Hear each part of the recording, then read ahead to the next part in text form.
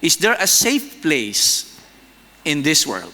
Where do we hide in times of crisis and difficulties? In times of war, where do you run? Where is your safe house?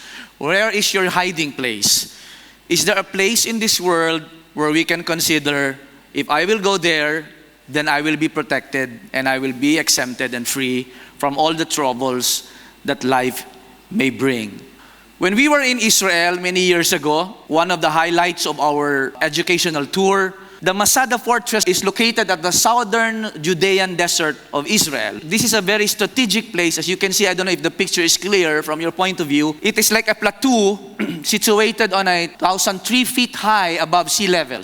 And it's a plateau of more than, 500 square feet.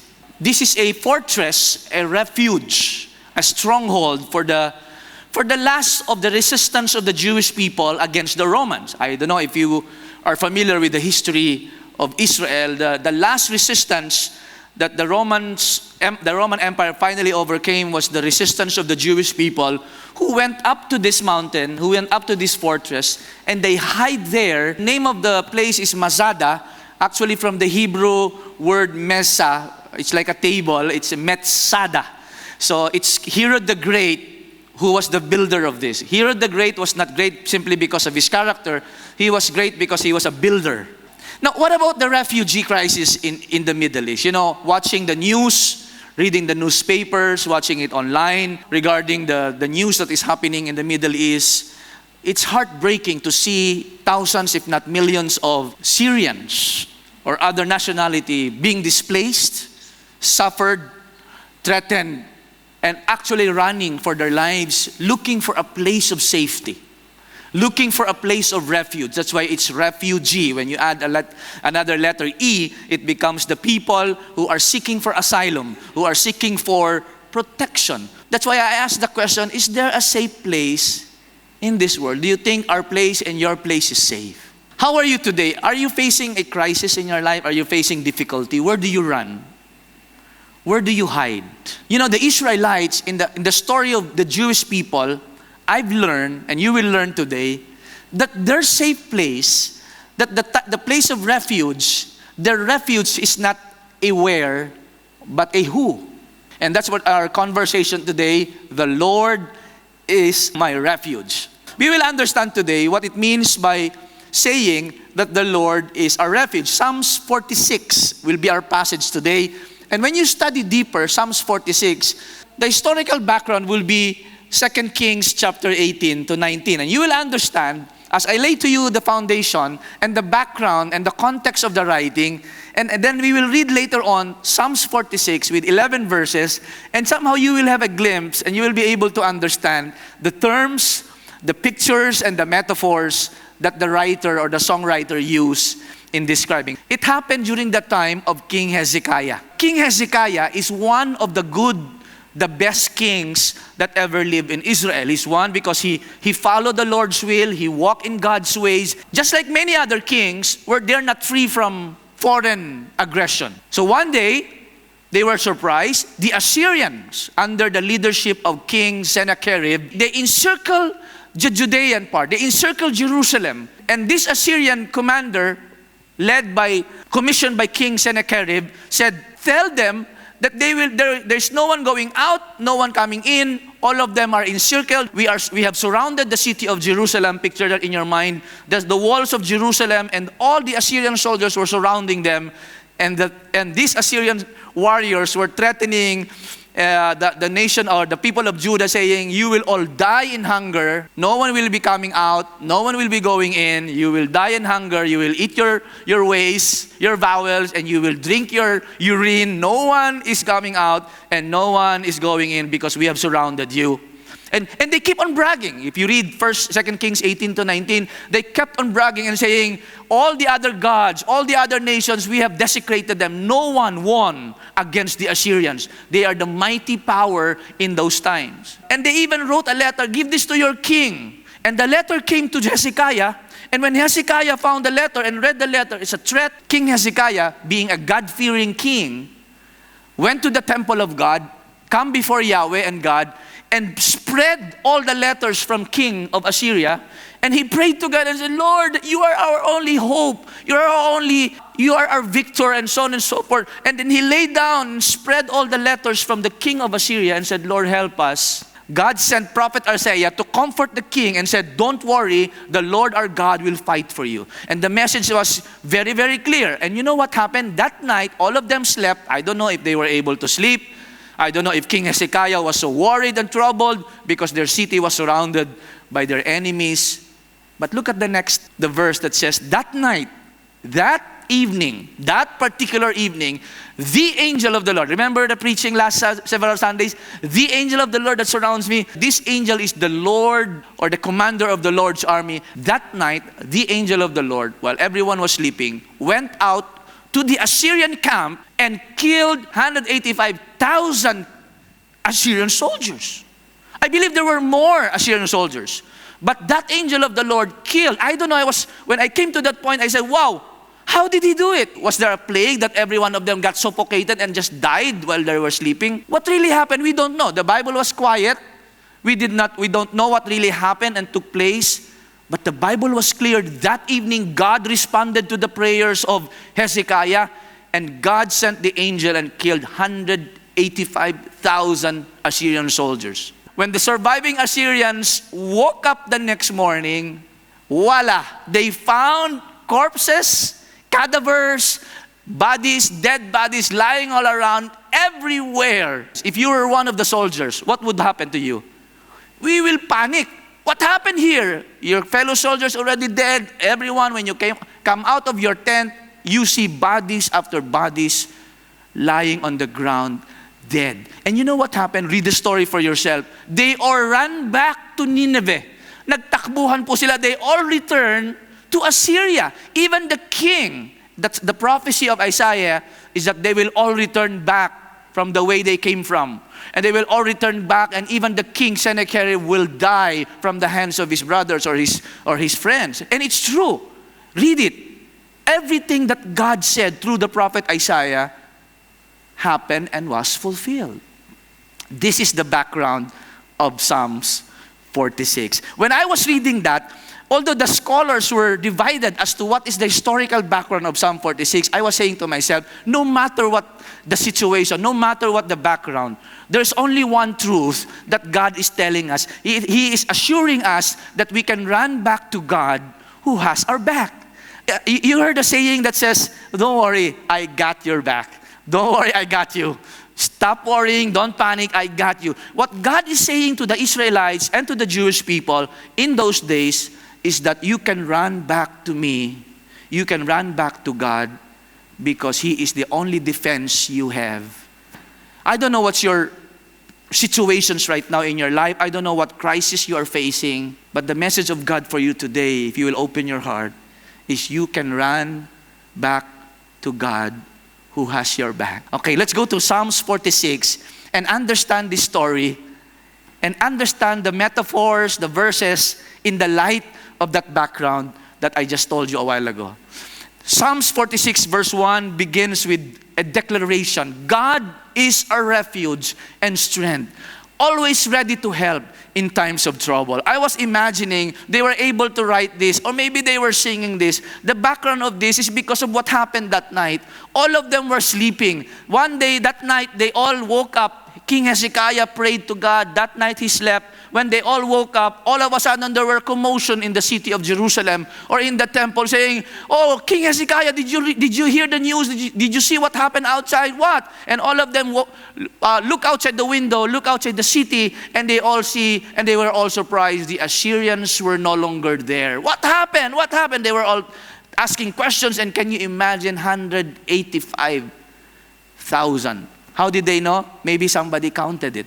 Maybe they were singing this song, God is our refuge, God is our strength, and He is our always ready help in times of trouble. If you will notice here, he mentioned the word refuge, and the word refuge in the Hebrew suggests of a shelter from danger, a place where you can run and hide, a safe house. Where do you hide in times of trouble? Where do you run to? Where do you draw your comfort? Where do you draw your help? in times of trouble and problems in your life. And the psalmist said, God is our refuge and God is our strength. That's why there are two ways to understand this verse. The first way is God can protect you. That's why Psalms 91 says, sometimes thousands will fall by your right hand and 10,000 at your right hand. Nothing can affect you. Nothing can overcome you. But there were times that He would allow us to go through a difficult situation. But even so, He is our strength. That's why Hezekiah, when he laid down the letters of the Assyrian king, God intervened. Let's pray that God would raise a president or a king like Hezekiah in our country, that in times of difficulties and trouble, he would come to God and lay down all these things and ask God to intervene in our land. Hezekiah, that's one of the unique traits of Hezekiah. And you see how God responded to Hezekiah. The word refugee, also I discovered that it came from a Latin word, a two Latin word that says, it actually means to flee back, to run back. That's why I said, wow, the truth that I want you to bring home is that we can run back to God. We can take our refuge in God simply because He cares or He has our back. Just like the saying says, don't worry, I got your back. I am here to protect you. Hide in me. I will cover you. And then he continued by saying, because God is our refuge, so we will not fear. Therefore, we will not fear. That's what the psalmist is saying. If God is our safe place, if God is our defender, if God is our strength, if He's ever-present help and there's no moment like He is absent, if God is like that to us, therefore, we will not fear. Even when earthquakes come and the mountains crumble into the sea, or let the oceans roar and foam. What the psalmist is saying, even the most unimaginable event, chaotic, cosmic calamity will ever happen in our world, even if it's not war, even if it's a natural calamity, even if it's unimaginable, even if the world will collapse, even if the earth will collapse, even if the world and the oceans give way, God is our refuge. And you should not be afraid. You can run to Him because He has your back. That's what the psalmist is saying. And then he said, a river brings joy to the city of our God, the sacred home of the Most High. For the Jewish people, Jerusalem and the temple in Jerusalem is considered the dwelling place of God. That's the sacred home of God. For them, the most important place is Jerusalem, the temple. But we all know that even the temple, without the presence of Yahweh covering and protecting Jerusalem, Jerusalem is destructible. But with God and His presence in Jerusalem, Jerusalem is indestructible. In those days, kingdoms and cities were built on heights. And they would usually build high walls. You will find cities on hills. That's why Jerusalem was built on a city or on a hill, because it's strategic. It's like the Masada. It's strategic because if the enemies are coming from down under the valley, it will be so difficult for them to invade the city because you can just roll stones, boulders of stones, and they will all die because you are on an advantaged position. That's why in those days, cities and kingdoms were built on heights. And here, there's an interesting metaphor and actually historical sites. The psalmist says, a river brings joy to the city of our God, the sacred home of the Most High. When I was researching this, one Bible scholar said, Hezekiah or the Psalms is alluding to the Hezekiah tunnel. And the Siloam and Hezekiah tunnel is almost half a kilometer long. If this is the city of Jerusalem, the old city, there is the Gihon Spring, and they built a tunnel, they dig up a tunnel, all the way inside to the other, this is called the Pool of Siloam. I don't know if you're familiar with Pool of Siloam. Remember when Jesus healed a blind man? He spat on the ground with the clay and then put it on the eyes of this blind man, and the Lord said, go wash yourself too, or in the Pool of Siloam. This is the pool where the blind man washed his eyes. You know, King Hezekiah, before the attack of the Assyrians, already built this Hezekiah tunnel. In the event that they were surrounded by enemies, there will be no water, so how will they survive? So he made a tunnel from the Gihon Spring going inside the temple or the Jerusalem, so what they can draw their waters, their drinking waters, even in times of war. That's why the Assyrians, when they were threatening the Jewish people outside of the The walls, they were saying, you will die, no one will come out, no one will go in, and time will come, you will die in hunger, you will eat your bowels, and you will drink your urine, ha ha ha ha, you will all die. But they did not know that Hezekiah already built that tunnel where the waters will bring in from the Gihon spring into the temple and into the inner city. We were there, and we were so lucky. This is now the place of the entrance to the Hezekiah tunnel. That is like 40 feet underground. Yeah, that's our picture. And you know what? This is the actual tunnel. It's dark. You're walking on limestones, and we still have the time to take pictures because we want to document this, because I look forward to this day when I'm going to share with you Psalms 46 so that I'll show you Hezekiah's tunnel. Psalms 46 is saying the city of God. Do you think the Assyrians are smarter than them? God's people are smarter. They already prepared and they are not afraid, and God provided a spring. And that is being mentioned here, saying, God, the city of Jerusalem is the sacred home of God. God dwells in that city. The psalmist says, God dwells, His presence is among us. It cannot be destroyed. From the very break of day, God will protect it. You know, God dwells in that city, it cannot be destroyed. Yes and no. Yes, as long as God's presence and protection is in Israel, Israel is indestructible. But when God's presence is not there, we all know in history, Jerusalem was destroyed by the Babylonians. Because when they became unfaithful and rebellious, God left them and Israel was destroyed. The ancient temple, the city of Jerusalem. From the very break of day, God will protect it. You know what? That is referring to the night when Hezekiah prayed to God, and Lord, we don't have anything to do. We're panicking. We don't know what to do, Lord. But bahala na kayo, Panginoon. And you know what happened? They all slept. The following day, diba, when they woke up, 185,000 people died, the Assyrians. That is being referred there. From the very break of day, God will protect His city because that is His sacred home. So maybe when they were singing that, they were reminded, Lord, napakaganda, you surprise us. We were all asleep. But God is at work even when we were asleep. When we all woke up, we were all surprised. Because at the very break of day, God will protect it. As long as the presence of God is in that city was indestructible. The nations are in chaos. Their kingdoms crumble. God's voice thunders and the earth melts. What does it mean? It's speaking about the sovereignty of God. God is sovereign.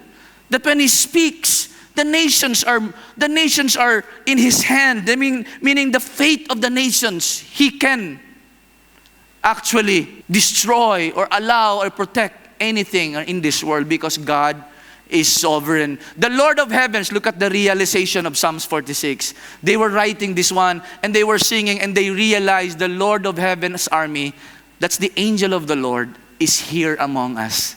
How many of you have realized one day when you were facing difficult problems in your life and you could not imagine how it was solved, and then all of a sudden you say, the Lord was with us. We were not aware. God was with us. That's the realization of Psalm 46. The Lord of heaven's army, the angel of the Lord is here among us, and the God of Israel is our fortress. Pay attention to the twist here. It's not really the place. It's the presence that keeps them safe. Because the city of Jerusalem was destroyed without the presence of God. God of Israel is our fortress. Don't be mistaken. It's not the walls of Jerusalem. It's not how big and how high the walls, the fortified city of David. It's not the walls. It's not the physical and the literal city. It is the presence of God in Jerusalem that makes the distinction. Come and see. The psalmist says, he's trying to ask us, check for yourself the track record of God. Come and see the glorious works of the Lord. See how He brings destructions upon the world. Even Nineveh and even Assyria and even Babylon and even Rome, they were all destroyed.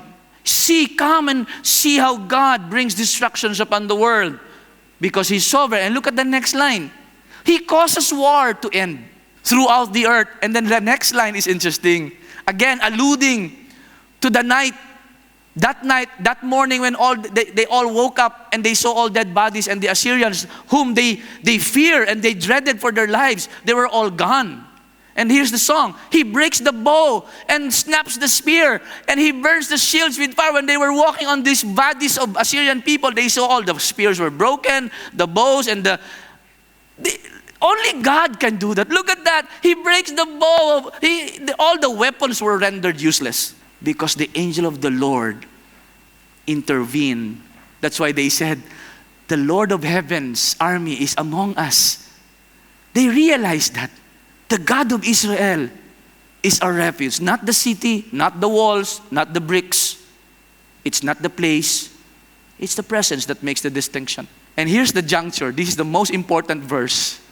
As if God is talking to the Israelites, as if God is talking to the Jewish people. God is saying, be still and know that I am God.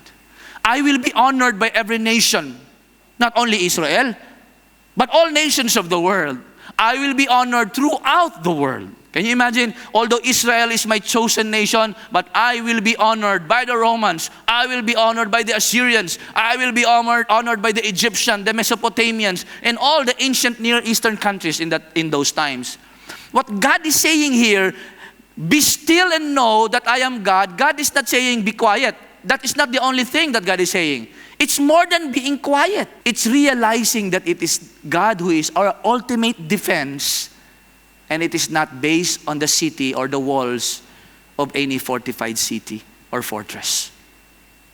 That's why I asked the question, is there a safe place in this world? And for the Jewish people, their refuge is not a where, but a who. It's not a place, but a presence. Be still and know that I am God means hands off. Relax and hands off. Lay down your arms and your weapons. Why? Because there is a tendency, like you and me, we're just humans. When we are in crisis and in difficulty, we panic. Most of the time, we want to be hands-on in everything. We want to do everything and see to it that everything is in place. And God is saying, after you prayed like Hezekiah, after you laid down your burdens before God, hands off, relax, be still, lay down your weapons. Because it's not your weapon, God will fight for you. But as human beings, this is our struggle. Most of the time, we want to be hands-on. No, I want to know what's going on, Lord. I want to know every detail, Lord. I want to know everything, every step of the way. And God is saying, no. Let me manage. Allow me, please. I think this is our problem. When you and I are facing difficulty, we want to be hands-on. And we always tell God, please keep me updated, Lord. Keep me posted, Lord. What's going on, Lord? Let me know. And we always panic if we don't know what's going on. But this verse is telling us, relax. In silent trust, let me handle it. You can run to God. You can run back to God because He has your back. As if God is saying, hide in me, cover in me. I got you. Don't worry, I got your back. Don't worry, Hezekiah. When He sent Prophet Isaiah to console and comfort King Hezekiah in the midst of a deadly threat from the Assyrians, the Lord said, be still. Meaning, lay down your arms, lay down your weapons, be still and know that I am God. Let me do it. I will be honored throughout the nation. It says that God is God even if you and I will not acknowledge it. God remains to be God. You know, in the New Testament, Paul would say, in the last days, every knee shall bow and every tongue will confess that Jesus is Lord. Even if you don't believe, there will come a time, everyone who has a knee will be bowed down, and anyone who has a tongue will confess. Because whether we accept it or not, Jesus is the Lord of Lords and the King of Kings. It may be painfully acknowledged, but what God is saying here, surrender to me, leave everything to me. Because sometimes when we are hands-on, lalo pang napapasama, the more we get involved, the more we delay God's movement in our lives. But this verse is not saying, don't do anything. No, this verse is saying, after you lay down everything before God, just like King Hezekiah, he prayed to God and spread the letters of the Assyrians. And then Hezekiah let God be God. By being still and know. God says, trust in me. Surrender and acknowledge. Let me handle it for you. So it's not just being contemplative. Be still and know means lay down, relax, lay down your arms and your weapons, and let me do it for you. Amazing, no? Amazing. Kapatid, I don't know what you're going through, but open your heart. God is telling you today, I know you want to be hands-on in everything, but let me handle this for you. Let me handle this. After you have done everything, your prayer, your obedience, there will come a time when you just have to lift up your hands up and say, Lord, I will be still and I will see that you are God. Hezekiah's prayer. Look at Hezekiah's prayer. Now, therefore, O Lord, our God, I pray, save us from his hand, King Sennacherib, that all the kingdoms of the world, of the earth, may know that you are Lord God, you alone. And then he said, Amen. And then he slept. And the following day, they were all surprised. 185,000 Assyrian soldiers just died. Unexplainable. And when King Sennacherib found out, and even the generals, they all ran back to Assyria. Nagtakbuhan sila. They all flee away from Jerusalem because they could not defeat. What kind of power can do that? The angel of the Lord guards his people. Wow. I don't know about you, brothers and sisters. If you have the angel of the Lord beside you, tell me, no wonder Apostle Paul said, if God is for you, who can be against you? No wonder he's saying, God is our refuge and strength, our ever-present help in trouble. Therefore, I will not fear. If there is a protection like that you woke up in the following morning and all your enemies are all defeated, can you imagine? Yes, there are times that God would protect us like that. But there are times that God would allow you to go through a difficult situation. It may be sickness. But even if He allows you to go through difficulties, remember the psalmist, He's not only your refuge, He is your strength. He will strengthen you in the midst of that suffering. The Lord of heaven's armies is here among us. Look at the realization. We were not aware. The Lord of heaven's armies. It's not just an angel, the angel of the Lord. He's here among us, and we were not aware of it. The God of Israel is our fortress. Not the city, not the kings, not the walls. It's not the place. It's the presence of God that makes the difference. Going back to Masada, look at this place. More than 1,000 resistant soldiers, Jewish people, who lived there. The Romans, they attempted to go up and climb the mountain. They attempted to overcome this mountain, this fortress. They attempted to invade. To all their failures, the many attempts. But on the last day, the Romans was able to conquer the land, or that fortress. And if you will see in this diagram, but the Romans found this western side where in this valley it's a little bit higher. They built this ramp and they were able to climb. My point is this: no matter how strategic Masada, it's really impossible. How will you climb that? How will you climb that plateau, that mesa, that Masada? It took years for the Romans, who were brilliant, to finally subdue this place. And I asked myself, even this fortress was conquered. Is there a safe place in this world? Psalms 46 tells us that our refuge is not on a place, it's not a where, but it's a who. The Lord is our refuge. And no matter your circumstances, God is assuring you today that you can run back to God who has your back. Just as the saying goes, don't worry, my son, I got you. Don't worry, my daughter, I got your back. I will cover you. I'm here to protect you. But God wants you to be still and know, after you have done your prayers, after you have done your obedience, and so on and so forth, hands off, relax, lay down your arms, lay down your weapons, hands off. Don't be hands-on in everything. Let God be God, and He'll prove to you that His name will be honored among the nations all over the world. And it's true. Jerusalem was indestructible as long as God's presence was there. But we all know in history, ancient Israel were stubborn, rebellious. In spite of the many grace of God and mercies, still they could afford to turn their backs on God and did their own way. And God's presence left them. And nations after nations came and destroyed that very sacred place simply because the presence of God is no longer there. See, it's not the place. It's the presence of God that makes the difference. It's true. God, the God of Israel, is our refuge. It's not the city. It's not the walls. That's why you can run back to God. You can hide and take refuge in Him because He has your back. And let me challenge you with this. That's exactly what the psalmist is saying. Silently trust in God. Be still and know that He is God. But I don't know what you're going through. For some of you, it may be very, very difficult. Maybe you feel hopeless already. But that's just our feelings. I hope that we will follow Hezekiah's example. He came before God and admitted, Lord, I can't do this.